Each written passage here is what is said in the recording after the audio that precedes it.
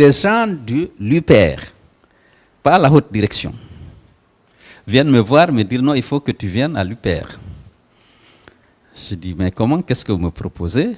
Il dit non, il faut venir, on va négocier pour que tu prennes la direction du parti. Mais c'était quelques individus. Au niveau de la direction de l'UPR, il y avait une ferme opposition à ça. L'UPR, à tort ou à raison, me reprochait d'avoir affaibli le parti au Fouta en défendant le PIP, ce qui n'était pas tout à fait faux. Je ne visais pas l'UPR en tant que tel, mais j'ai fait la campagne pour le président Conté et parfois pour le PIP à l'occasion des élections législatives. Qu'est-ce que j'avais? Des arguments de taille. J'étais certes au gouvernement, mais j'estime qu'avec Conté, la liberté des citoyens a été une réalité.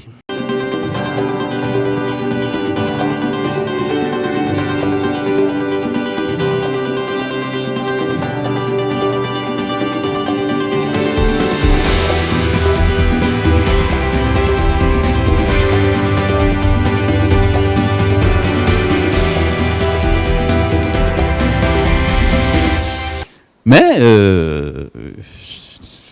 moi, je suis aujourd'hui implanté dans tous les partis. Et si vous avez vu les élections locales, comment j'ai raflé la mise un peu partout, en Basse-Guinée, vous avez vu comment j'ai gagné à Kindia, à Dubreka, à Boké, ville, à commune urbaine, Sangaredi, Kamsar, Fria, et Manea, et Matoto, Dixine.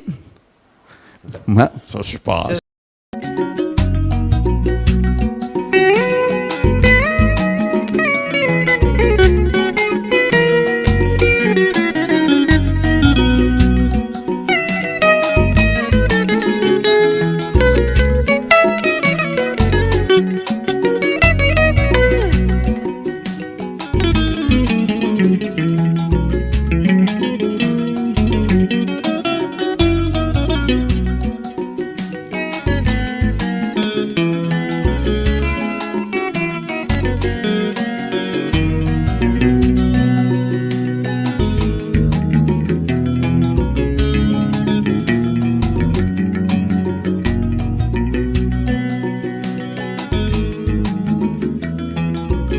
Réussi à densifier, à massifier le FDG, mais ce qui se dit par contre, en revanche, Monsieur le Président, c'est que malheureusement vous n'avez pas réussi à rendre l'UFDG aussi transversal que vous l'avez souhaité en allant vers les autres leaders en 2010.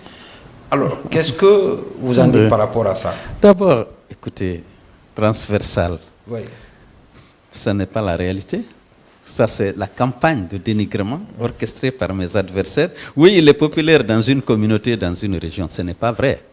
Ah bon? Ça, c'est la campagne pour justement expliquer aussi que ceux qui se croyaient forts se sont rendus compte qu'il ne représente pas grand-chose devant lui. Il fallait le discréditer, le présenter comme un leader d'une communauté, peut-être même d'une partie de la communauté. Ce n'est pas vrai.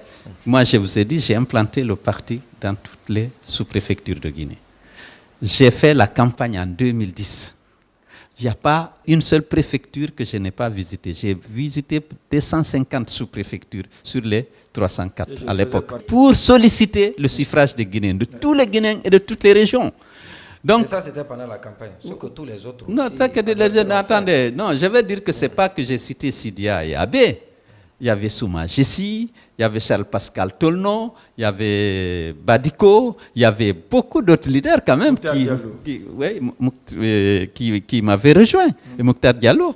Et donc, ce n'est pas à dire que je n'ai pas pu convaincre certainement Papa Koli, Kassori Fofana, François Fall, comment il s'appelle, et d'autres sont allés avec Alpha.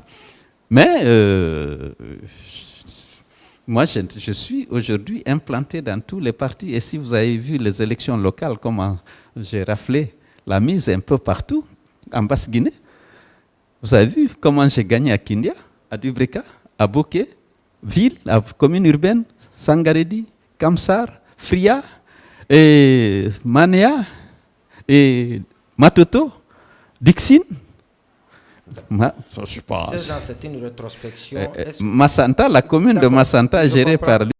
Le CNRD et le gouvernement de la transition sont à la tête du pays.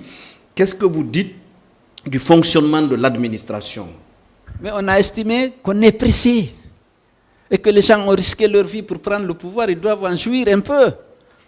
Je dis, bon, on va discuter pour trouver... Oui, c'est humain. Je ne connais pas parfaitement. J'ai une expérience acquise dans l'exercice de votre responsabilité au service de l'État. J'ai été effectivement un directeur général à la Banque centrale, administrateur des grands projets, adjoint à M. Kassori Fofana, il faut le rappeler. J'ai été ministre et Premier ministre. C'est sûr que j'ai une certaine expérience de l'administration et des questions de développement et tout. Alors, qu'est-ce que j'ai dit? D'abord, vous le savez, j'ai applaudi l'arrivée du CNRD. J'ai apprécié beaucoup parce qu'on était dans une crise née de cette situation, de ce problème de troisième mandat, et surtout que l'élection présidentielle, les violences post-électorales d'octobre 2018 ont coûté extrêmement cher à l'UFDG et à la NATO. 51 morts, 47 abattus, à bout portant dans les rues qui fêtaient notre victoire. 4 morts en prison de Roger Bamba, faute de soins. La moitié de mes collaborateurs en prison pour fabrication et détention d'armes de guerre. Nous étions dans une situation difficile. Mais ce n'est pas la libération des prisonniers, la restitution des passeports et la récupération du siège et de mon bureau à CBG que j'ai applaudi. Certes, ça aussi, mais le discours de Doumbouya, qui s'est engagé résolument devant le peuple guinéen et devant la communauté internationale, de mettre fin à l'instrumentalisation de la justice. Le FDC en avait beaucoup souffert, vous le savez, parce que vous étiez avec nous dans les rues. Près de 250 morts qui n'ont pas eu droit à la justice, et moins encore à la réparation. La justice n'osait pas. Elle a d'ailleurs confessé lorsque le CNRD a pris le pouvoir. Elle dit qu'elle n'était pas libre. Donc on a pensé qu'on rentrait dans une nouvelle ère où la justice allait dire le droit, rien que le droit et tout le droit. Le colonel Doumbouya s'était engagé à mettre fin au piétinement des droits et libertés des citoyens. Le combat que moi je mène en tant que démocrate convaincu à la tête de l'IFG, c'est pour l'exercice par tous les citoyens de ces droits et libertés. Lorsque quelqu'un prend le pouvoir, même par les armes, il s'engage à mettre fin au piétinement des droits et libertés des citoyens. Il s'engage à mettre fin à l'instrumentalisation de la justice. J'ai applaudi et je l'ai soutenu. Par mes maigres moyens, j'ai reconnu son pouvoir. J'ai demandé aux gens de se mobiliser pour l'accompagner.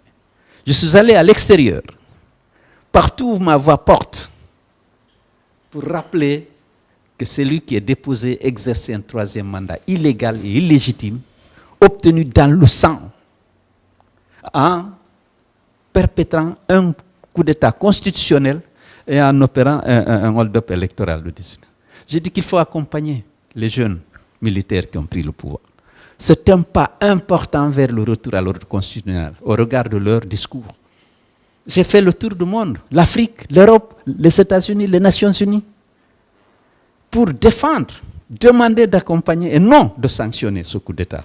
Parce que ce n'était pas un coup d'État qui mettait fin à un coup d'État, compte tenu du discours et des perspectives ouvertes par le discours de prise du pouvoir.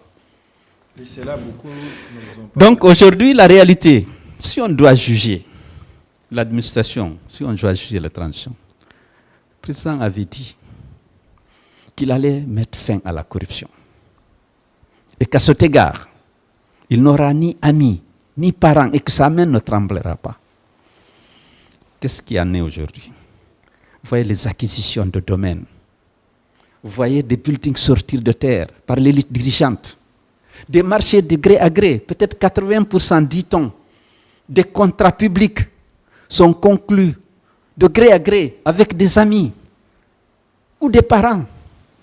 Lorsqu'on lutte contre la corruption, on veille d'abord à ce que le code des marchés, qui est une loi organique, soit respecté.